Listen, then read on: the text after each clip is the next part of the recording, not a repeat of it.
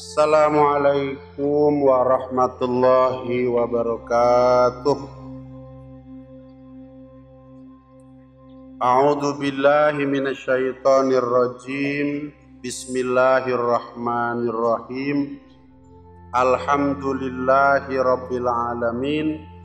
Wassalatu wassalamu ala asyrafil anbiya'i wal mursalin Sayyidina wa habibina wa syafi'ina wa maulana Muhammadin sallallahu alaihi wasallam wa ala alihi wa ashabihi wa tabi'ina lahum bi ihsanin ila yaumiddin, amma ba'du.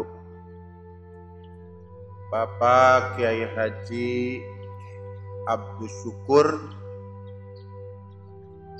pimpinan Pondok Pesantren Yatama Az-Zikra Depok. Alhamdulillah, beliau jauh-jauh datang ke sini. Memang sudah lama dijadwalkan oleh majelis taklim Rabuan maupun majelis taklim bulanan agar beliau dapat mengisi. Akan tetapi Allah Subhanahu wa taala takdirkan pada pagi hari ini beliau alhamdulillahirabbil alamin bisa datang di majelis Rabuan. Majelis ini tiada lain dan tiada bukan adalah majelis meneruskan Mama Bakri. Cuma dahulu Mama Bakri itu di hari Selasa. Karena hari Selasa itu adalah pengajian Al-Mu'awanah dan itu juga didirikan dan ditetapkan waktunya oleh Mama Bakri supaya tidak bersamaan, maka dimajukan bukan hari Selasa akan tetapi hari Rabu. Alhamdulillah, Kiai Haji Abdus Syukur saat ini insya Allah akan mengisi materi pengajian.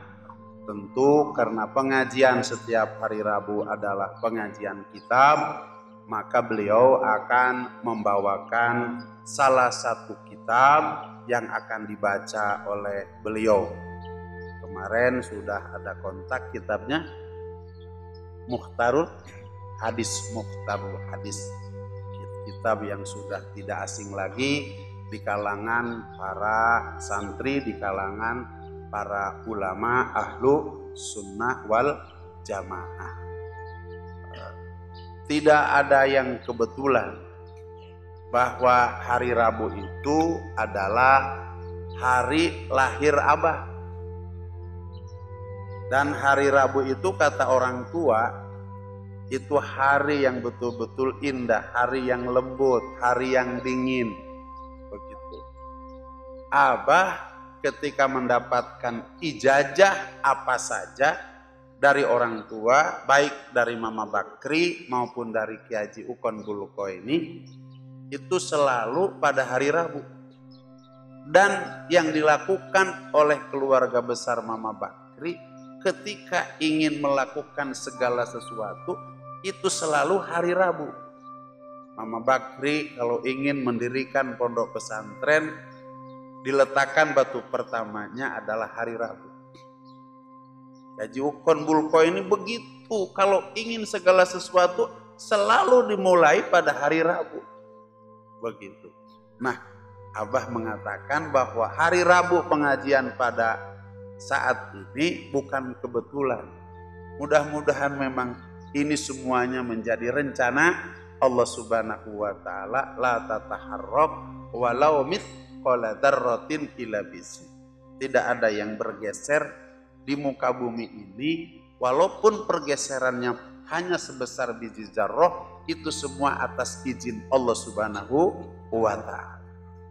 Kemudian ketika Abah mendapatkan ijazah pada hari Rabu, maka kata Orang tua Abah, kamu kalau mau memberikan ijazah itu kepada orang lain juga pada hari Rabu.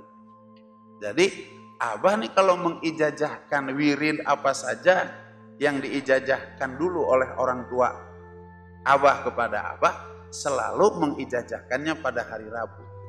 Jadi boleh bapak-bapak kalau mau ijazah sama Abah, hijib Nasor, hijib Bahar, hijib Darul A'la, bahkan Dalailul Khairat, itu memang mama ngijazahkannya hari Rabu. Begitu.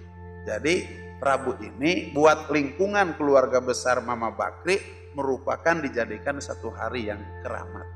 Jadi nggak kebetulan. Mungkin sebelum Abah lahir juga Mama sudah hari Rabu.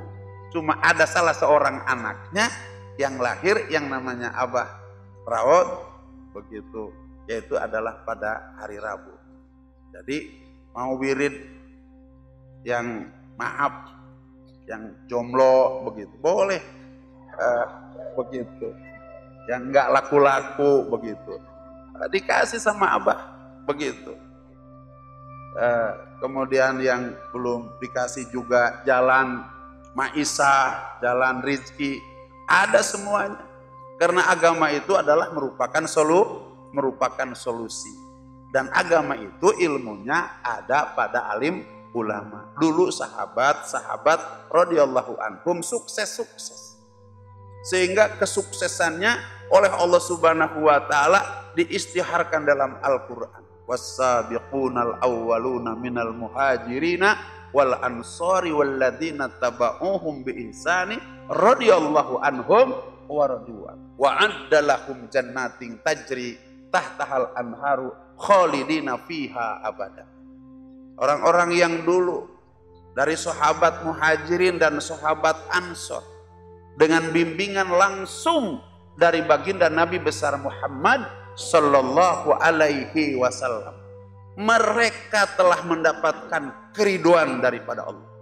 Tidak ada pangkat kedudukan, tidak ada makom yang paling tinggi, paling luhur, paling mulia, paling agung mengalahkan mendapatkan keriduan Allah.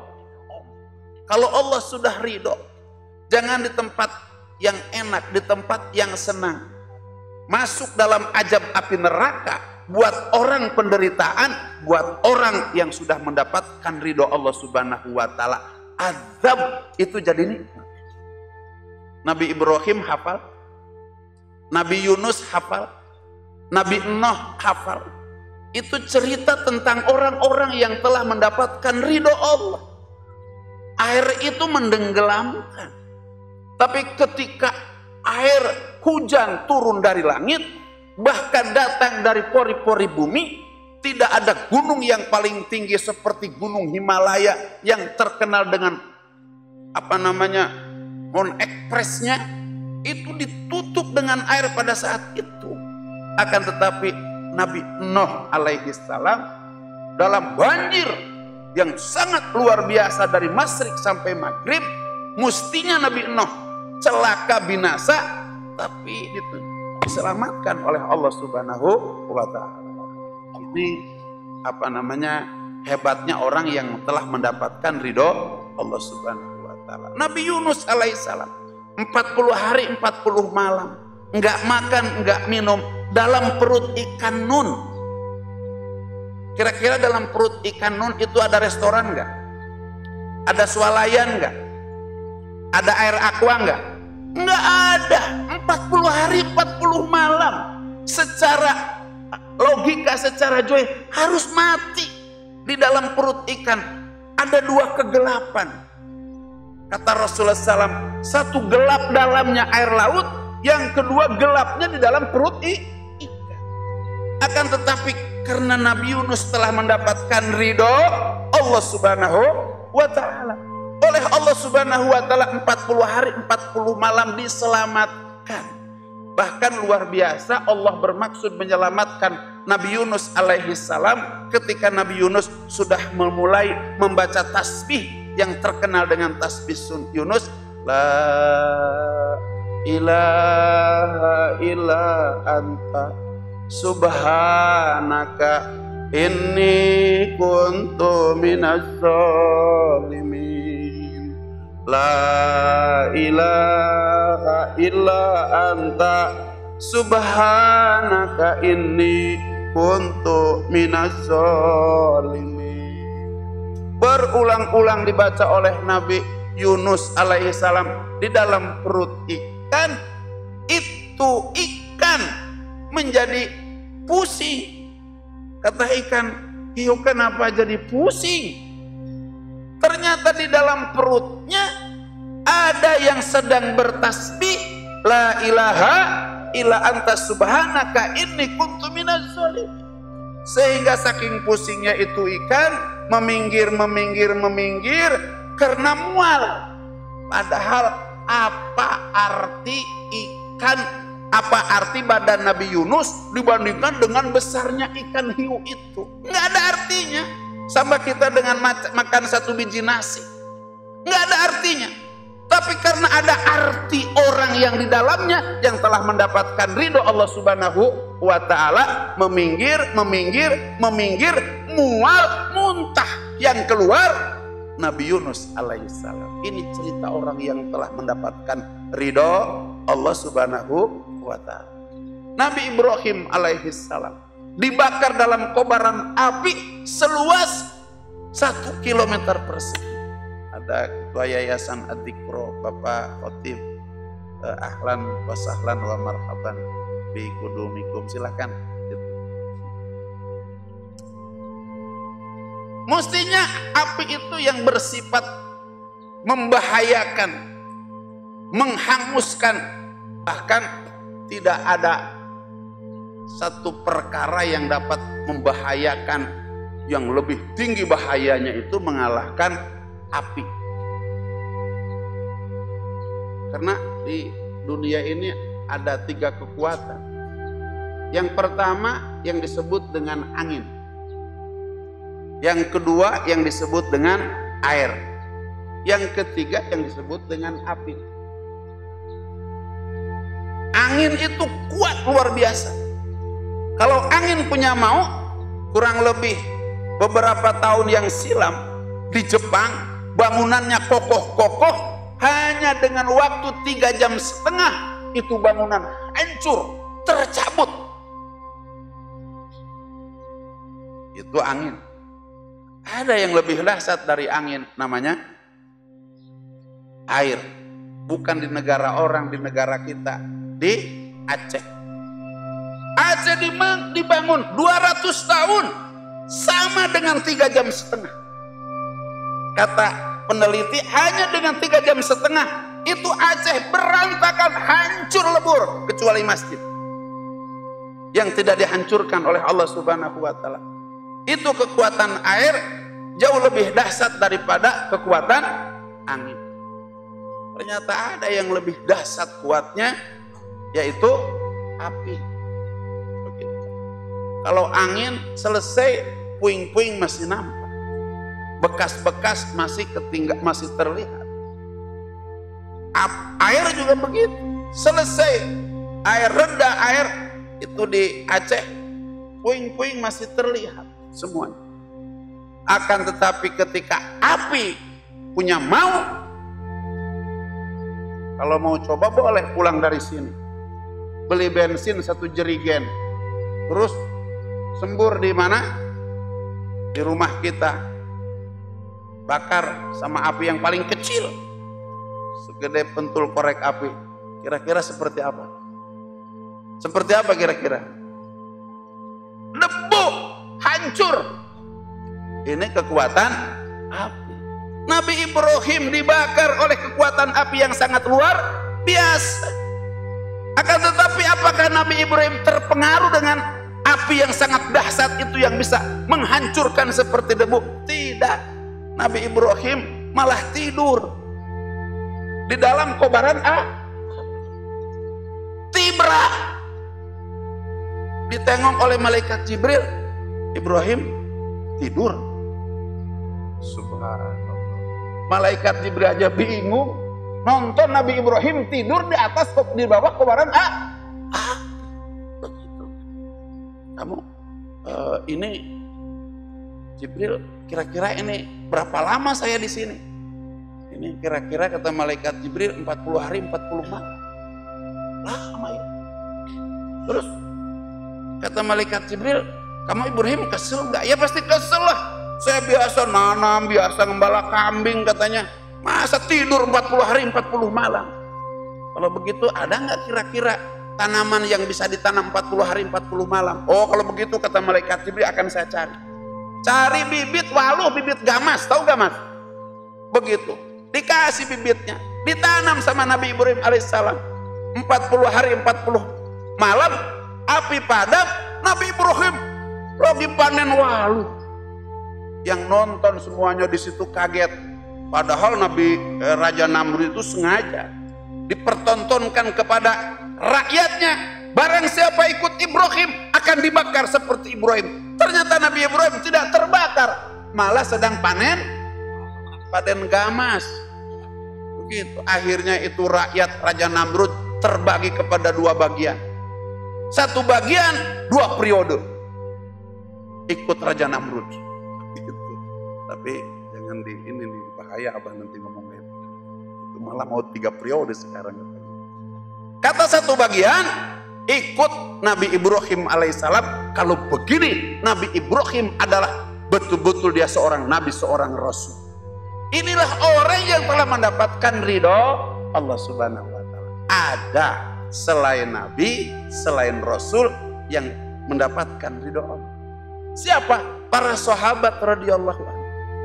Para sahabat radhiyallahu anhu sukses hidupnya dunia akhirat karena telah mendapatkan keridhoan daripada Allah Subhanahu wa Ta'ala.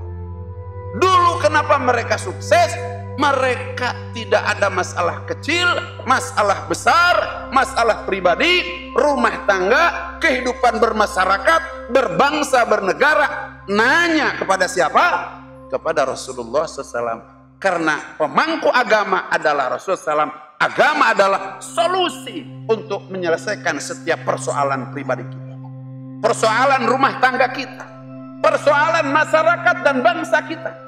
Persoalan segala persoalan selesai apabila kita menyelesaikan dengan ajaran agama Allah Subhanahu wa Ta'ala. Bagaimana tidak hebatnya Rasulullah SAW dengan para sahabat radhiyallahu anhu menyelesaikan persoalan.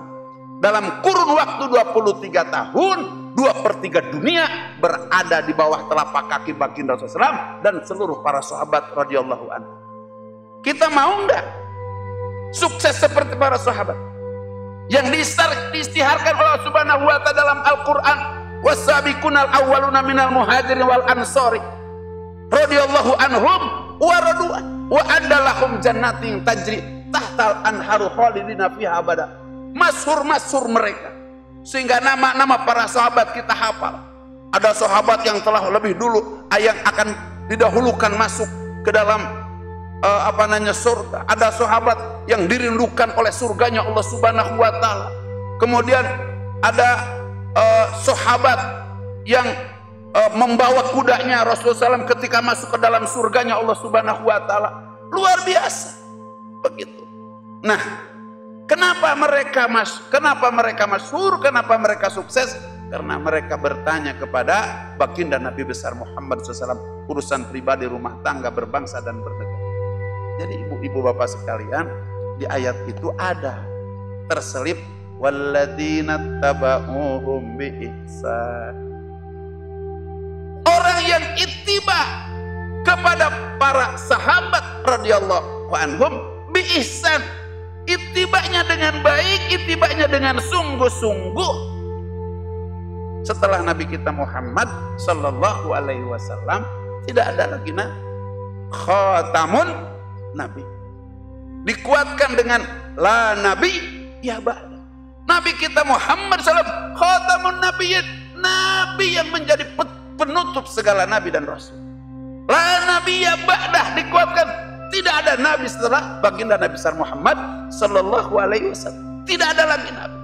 Nangis darah umat Islam dari masyrik sampai maghrib berkumpul dalam satu tempat, berdoa, bermunajat, beristighosah. Wallahi tidak ada lagi nabi yang akan dilahirkan oleh Allah Subhanahu wa Ta'ala.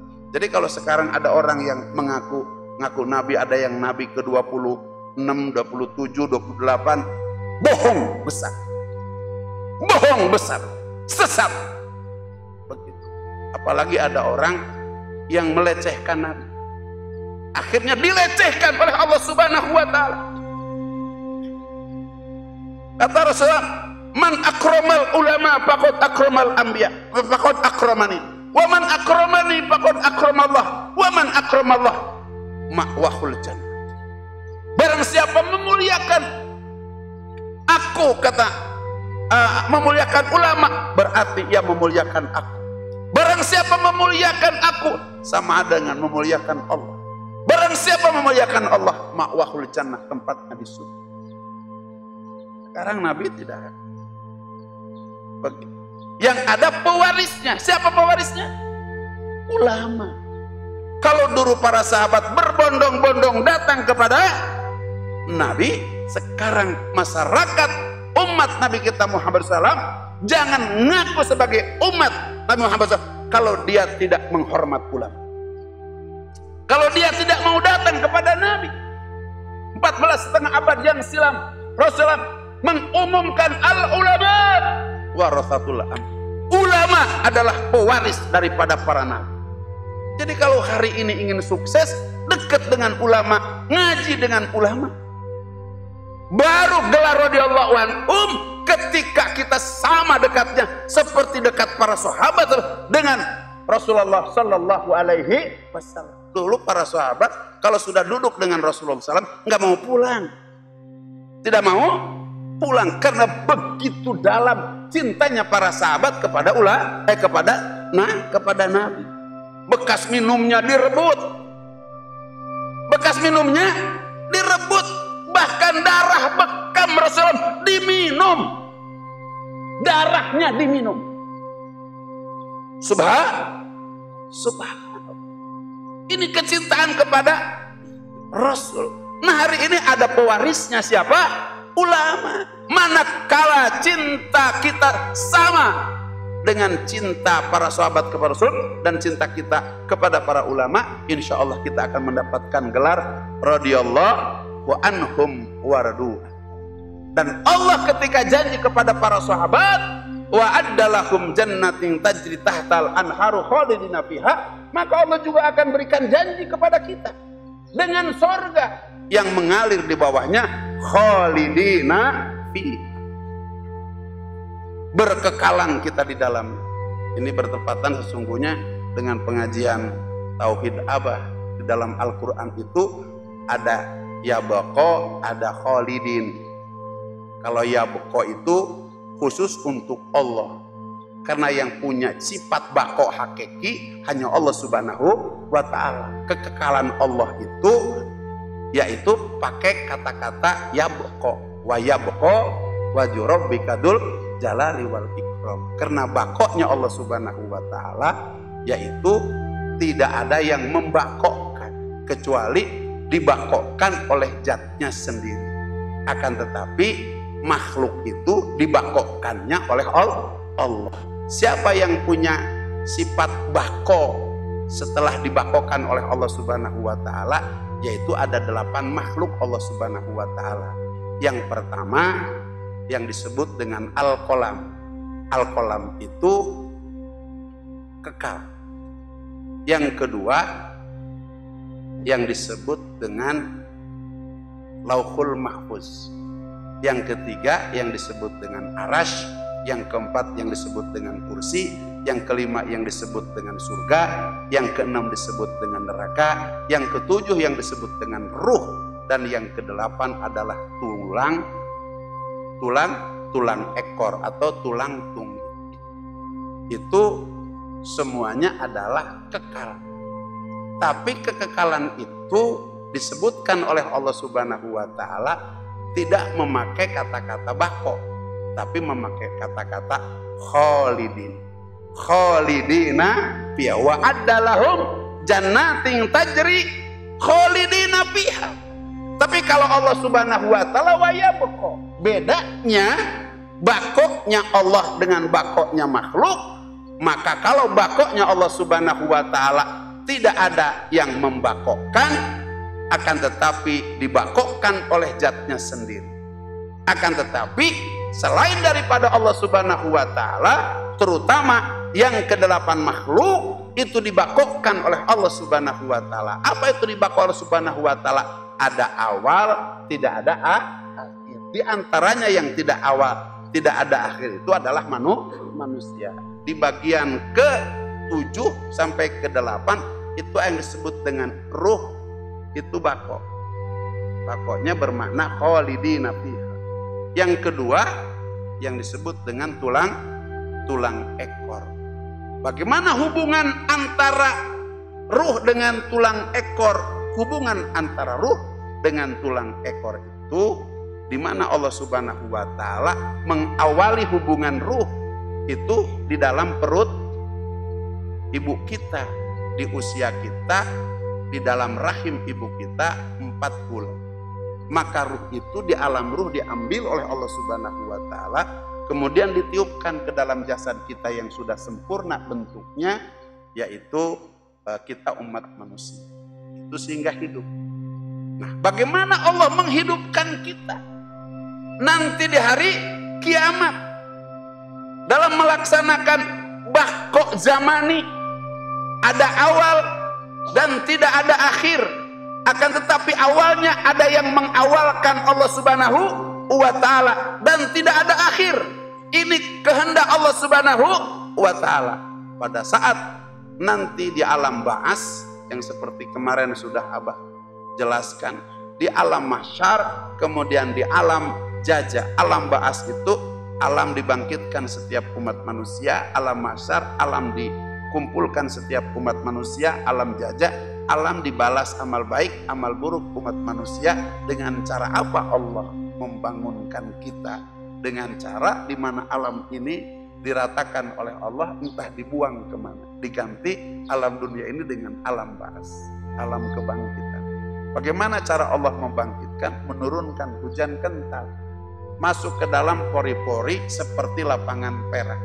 Hujan kental itu dinyatakan dalam hadis Rasulullah SAW, kamani ar-rajul, seperti air mani seorang laki-laki. Tingginya 1 hasta, masuk ke pori-pori lapangan perak, mencari di mana tulang ekor setiap umat manusia berada. Pada saat tulang ekor itulah berjumpa dengan air hujan kental itu, maka terbentuklah kita manusia. Setelah terbentuk manusia, maka ruh itu digabungkan lagi oleh Allah Subhanahu wa Ta'ala, bertemu lagi dengan ruh kita. Maka pada saat itu bangkit seluruh umat manusia sejak Adam alaihissalam sampai dengan manusia yang terakhir lahir. Kemudian oleh Allah Subhanahu wa Ta'ala digiring dalam perjalanan 50.000 tahun. Setelah itu ada sebuah persidangan besar. Allah Subhanahu wa Ta'ala yang membuka sidang itu dengan firman Allah Subhanahu wa Ta'ala, limanil mulkul yaum, buat siapa kerajaan hari ini? Allah sendiri yang menjawab, karena istifham ini disebut oleh ahli balago, disebutnya istifham inkari, bukan istifham takriri, pertanyaan yang perlu ada jawaban, tidak, akan tetapi istifham inkari. Bahkan ini sebuah ancaman. Limanil mulkul yaum, buat siapa kerajaan hari ini? Allah sendiri yang menjawab, tidak perlu dijawab oleh siapapun. Karena jangankan kita sebagai rakyat, presiden-presiden, perdana menteri, kemudian kaisar-kaisar dan raja-raja pun tidak ada yang mampu menjawab. Semuanya tertunduk. Allah sendiri yang menjawab, lillahil wahidil qahhar. Kerajaan hari ini lillahi, milik Allah, al-wahid, yang esa, al-qahhar, yang gagah. Ini manusia di situ tertunduk malu di hadapan Allah Subhanahu wa Ta'ala.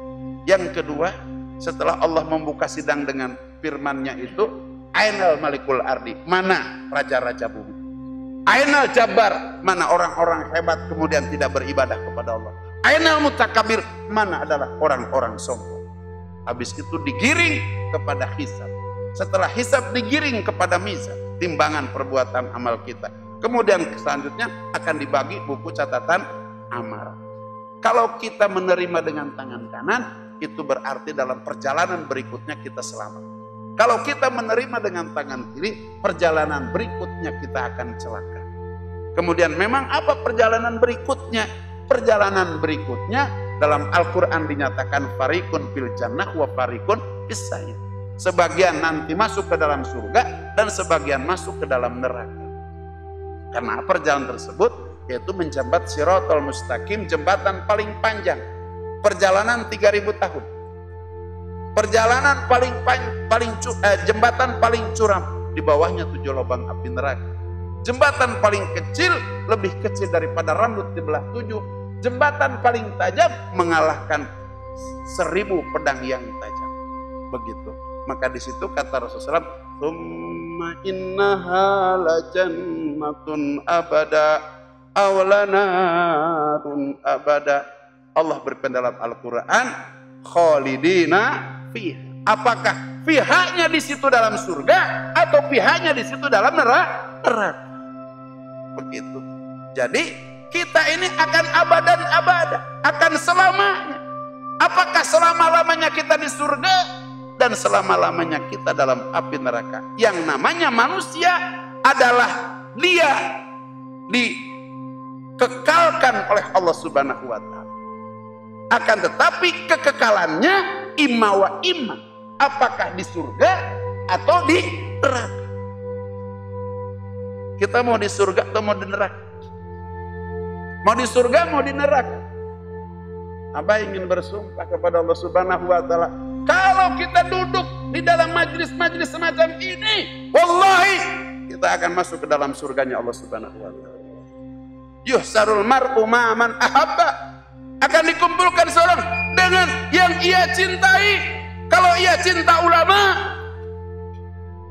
pewaris daripada para nabi dan para rasul, maka ia akan masuk ke dalam surganya Allah Subhanahu wa Ta'ala.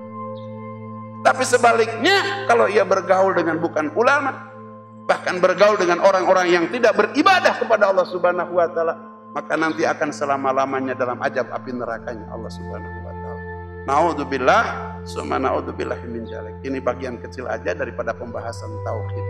Nanti ada 4 bagian tentang hubungan antara sifat bako dengan sifat kidam. Karena Ustadz Syukur sudah datang di hadapan kita, Abah ingin bagi waktu kepada beliau seluas-luasnya. Beliau ini adalah pengganti pewaris daripada almarhum Kiai Haji Muhammad Arif bin Ilham. Ilmunya tumplek kepada beliau, akhlaknya tumplek kepada beliau. Kemudian yang mewarisi juga perjuangan kepada beliau. Mudah-mudahan beliau kita doakan oleh Allah dipanjangkan usianya, disehatkan johir batinnya, diberkahkan ilmunya, diberkahkan majelisnya, diberkahkan usianya, rumah tangganya. Ada guru Abah, Bapak Ustadz Jun Junaidi, tadi sudah datang pagi-pagi ke rumah Abah. Beliau menyatakan, Abah terus terang saja kalau nggak ada beliau, Abah merasa majelis Abah ini kurang. Karena beliaulah yang ngajar Abah bisa sholat 5 waktu, dari mulai doa wudhu, kemudian ruku sujud adalah beliau. Tapi sekarang punya penyakit ngap. Tapi Abah sungguh kagum kepada beliau. Dari dulu sampai sekarang nggak pernah rubah. Padahal usianya sudah jauh daripada Abah. Abah diajar satu. Sekarang sering sakit-sakitan. Semoga oleh Allah Subhanahu wa Ta'ala sakitnya segera diangkat, diganti dengan kesembuhan, dengan kesehatan, baik johir maupun batin. Umumnya kepada semua yang hadir yang duduk dalam majelis ini, yang sakit disembuhkan oleh Allah Subhanahu wa Ta'ala. Yang jomblo segera dapat jodoh. Karena ada 3 orang yang ijazah sama Abah. Tapi jangan kesini jangan cuma ijazah saja. Nanti Rabu yang akan datang harus ngaji terus di sini. Ada yang jomblo sebelah sini. Abah sekarang sudah punya kamar praktek untuk mengatasi orang-orang jomblo. Begitu. Seminggu tidur di tempat Abah di situ, insya Allah pulang sudah ada jodohnya. Allah itu nggak salah. Walillahi asmaul husna fad'uhu biha. Aku nih punya nama 99. Kalau mau minta kepadaku pakai namaku. Jadi kalau pengen cepat punya jodoh, tinggal dibaca ya Rahimu, ya Wadudu, ya Rahimu, ya Wadudu, ya Rahimu. Ulama menghitung naktuknya itu huruf daripada ya Wadudu itu 277. Kalau dibaca 277 seminggu saja ngagoler pasti harap awet. Datang sendiri Allah yang mengatakan aku punya 99 nama Asmaul Husna. Kemudian kalau kalian mau minta, minta dengan namaku itu. Allah yang menyuruh kepada kita. Masa Allah yang tidak, perempuan punya siapa? Laki-laki punya siapa? Yang ganteng punya siapa? Yang kaya punya siapa? Yang soleh punya siapa? Tinggal pas biha setelah ya rohimu ya wadud ya Allah, datangkan kepadaku laki-laki yang soleh, datangkan kepadaku laki-laki yang ganteng, datangkan kepadaku laki-laki yang dapat menjadi imam bagiku. Ayo tidur di situ, seminggu dapat, insya Allah. Jangan percaya kepada Abah, percaya sama Allah, sama Allah yang begitu. Yang susah tinggal wirid, ya Fatahu ya Rozaku, ya Fatahu ya Rozaku. Ada semuanya dijamin. Bahkan kalau punya problem urusan dunia kecil, cuma kita belum bisa dekat sama Allahnya saja. Allah ini janji, Allah janji dalam Al-Quran, walladzi khalaqalakum ma fil ardi jami'. Allah yang menciptakan lakum buat kamu ma fil ardi, semua yang ada di bumi. Akan tetapi Allah berfirman dalam ayat yang lain begitu, annal arda yarisuha ibadiyas sholihun. Bumi ini diwariskan kepada hamba Allah yang soleh. Makanya belajar jadi hamba Allah yang soleh. Kalau sudah soleh, jangan dunia yang hanya 1%. Surga buat siapa? Surga buat siapa? Buat yang mandi persoalan, kita ini belum soleh. Yang bisa bagaimana kita menjadi soleh, ilmunya ada pada ulama. Insya Allah semuanya dekat ulama. Insya Allah semuanya dekat ulama. Cinta ulama. Alhamdulillahirabbil alamin. Enggak lama kalau dekat ulama, pinta ilmunya, insya Allah sedang persoalan-persoalan kita akan diselesaikan oleh Allah Subhanahu wa Ta'ala. Karena agama adalah merupakan solusi untuk menyelesaikan setiap problem kita dunia dan akhirat. Ini saja barangkali yang dapat Abah sampaikan. Mudah-mudahan ada manfaatnya. Jadi Abah tidak ngaji lagi. Biasanya Abah terakhir Ustadz, tapi sekarang Ustadz biar ada waktu yang cukup panjang. Kita tutup dengan kafarah majlis khusus dengan materi Abah. Subhanallah bihamdihi subhanallah asyhadu alla ilaha illa anta astaghfiruka wa atubu ilaik. Subhana rabbika rabbil izzati amma yasifun wa salamun alal mursalin walhamdulillahi rabbil alamin. Assalamualaikum warahmatullahi wabarakatuh.